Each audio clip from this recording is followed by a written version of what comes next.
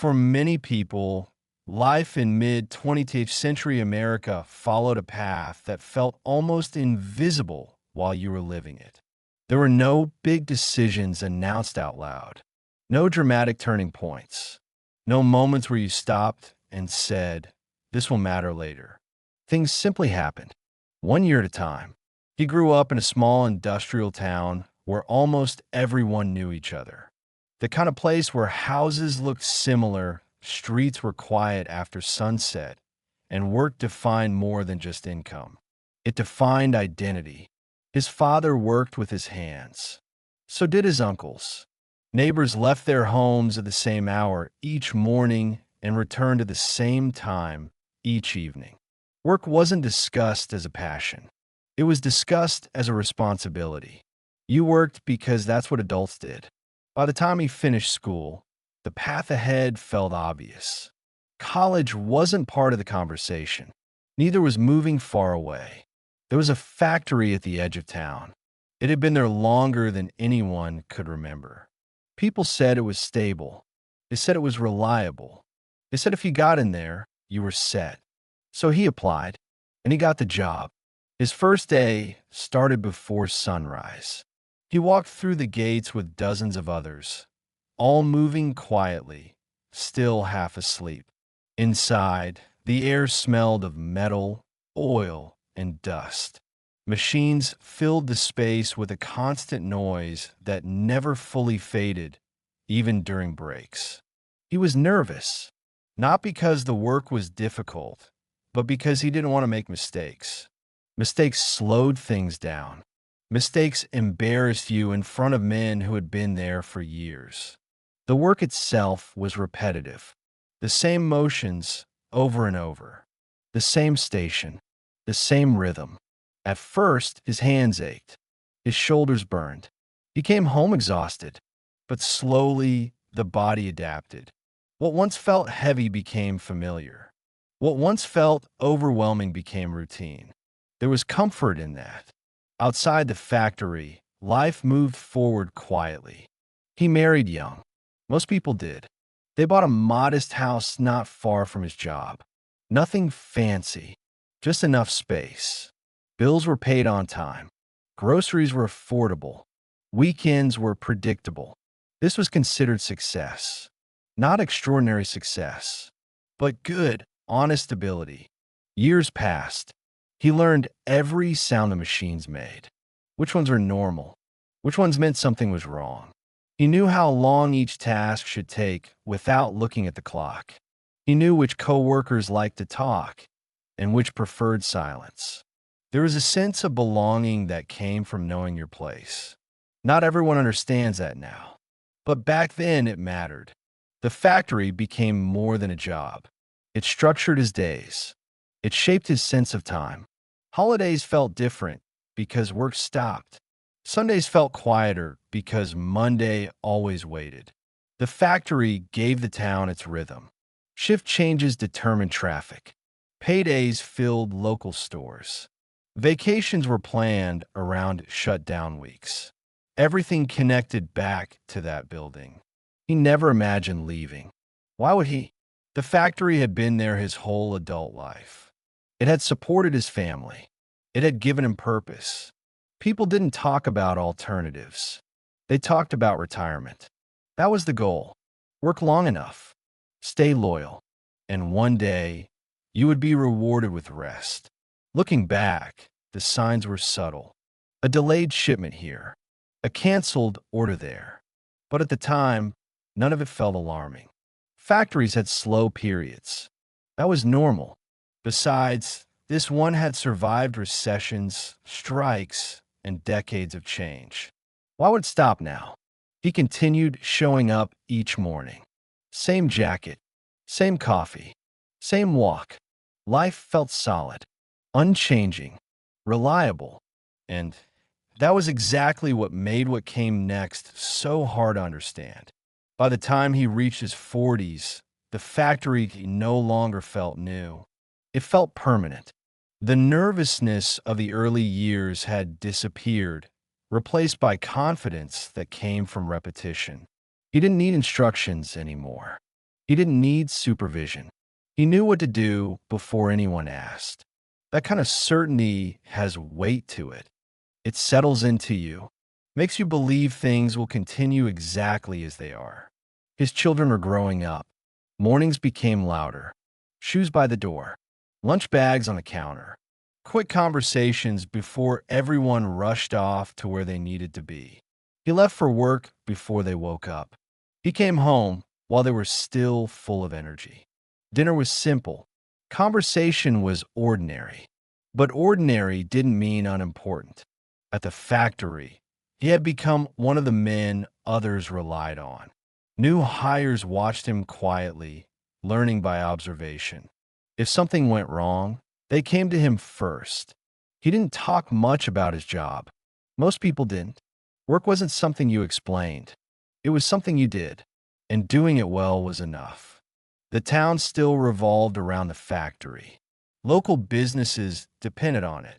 The diner near the main road was busiest during shift changes. The hardware store stayed open late on Fridays because paychecks came in. People measured time in work schedules. Everyone assumed it would always be this way. Changes didn't arrive all at once. They arrived in small, easily ignored details. A supervisor mentioned competition from overseas. Someone said orders were moving slower than before. A few machines were shut down and never restarted. No one panicked. Factories adjusted. That was normal, and this one had always adapted. At home, life continued. The house needed repairs. A car needed replacing. College was mentioned, then quietly dismissed.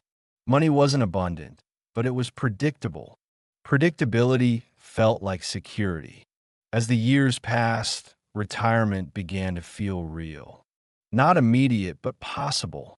He counted time differently now. Not in decades, but in remaining years. 5 more years. 10 at most. He had done everything right. Stayed loyal. Worked hard. Never complained. That was supposed to mean something. At work, conversations changed slightly.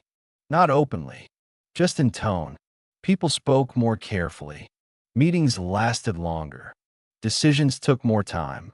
Management used words like restructuring and efficiency. Words that sounded harmless. Abstract. No one explained what they really meant. Still, every morning looked the same. Same jacket. Same coffee. Same walk. The gates opened. The machine started. Life continued. That was the most dangerous part. Nothing looked wrong. Looking back, this was the calm before the breaking point. The years when stability felt earned. When routine felt unshakable. When no one believed something so familiar could disappear. Because when something has always been there, you stop imagining a future without it. In the months after the factory closed, time began to feel different. Days no longer had edges. No whistle to start them. No signal to end them. Morning came quietly. Too quietly. He woke up at the same hour out of habit, not necessity. The alarm clock stayed where it had always been, even though there was nowhere to go. At first, he told himself it was temporary. Everyone did. They spoke in months, not years. They said things would turn around, that something else would come. At home, routine shifted. Coffee still came first, but it tasted different when there was no schedule attached to it. The house felt fuller during the day, not in a comforting way, in a way that reminded everyone something was missing. Conversations became shorter, more careful. They talked about bills, about repairs that could wait, about things that no longer felt certain. He tried to stay useful, fix things around the house that didn't really need fixing, took on small tasks for neighbors, anything that gave the day a sense of purpose. But it wasn't the same. Work had once defined the rhythm of his life. Now the rhythm was gone, and without it, time felt heavy. Some of his former co-workers called it first.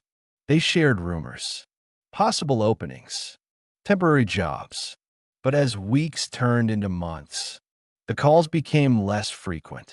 Everyone was dealing with the same uncertainty. There was little comfort left to offer each other. The town felt quieter too, not just in sound, in energy. People walked slower. Shops opened later.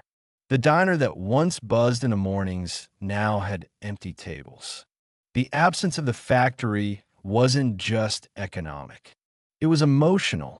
It had been a place where people felt needed. And now that feeling was gone. He applied for work wherever he could. Some places never responded. Others offered short-term positions that ended almost as soon as they began. Each rejection carried a familiar weight. Not anger, not even disappointment, just fatigue. What he missed most wasn't the job itself. It was the certainty, the knowledge of where he belonged each morning, the quiet respect that came from being dependable. When that disappeared, something else went with it, a sense of identity. At night, sleep came harder, not because of worry alone, but because the future no longer had a clear shape.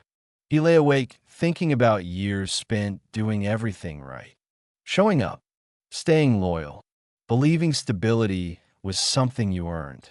And now, without warning, it was gone. Over time, acceptance replaced disbelief.